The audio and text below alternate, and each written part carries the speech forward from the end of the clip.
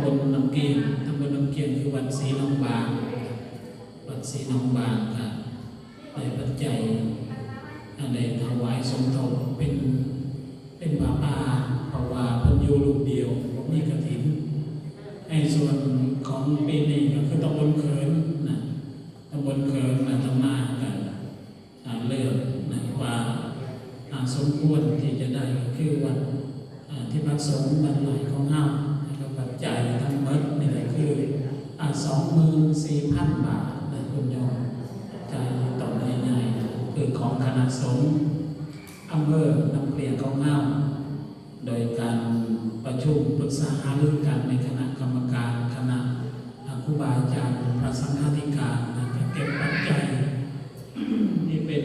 ที่พักสงฆ์300 บาทที่เป็นวัดที่ถูกต้องนี่500 บาทในอำเภอ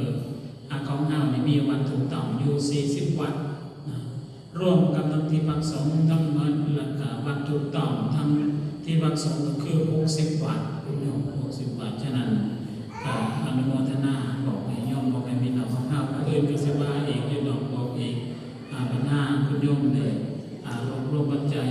จะต่อยอดหรือจังได๋ค่ะจังได๋โยมบอกให้พี่น้องให้ได้นับจำนวนอีกเทื่อนึงเนาะฉะนั้นก็ขออนุโมทนามื้อนี้สมโภชกองกฐินวัด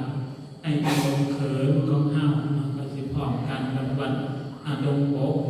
วัดดงโบกแล้วก็ที่วัดสงฆ์วัดบ้านไร่ของเฮาที่วัดสงฆ์หลังจากนี้ไปที่มีอีกวันที่2 3วันสิ้นสุดกฐินมีสิ้นสุดวันที่4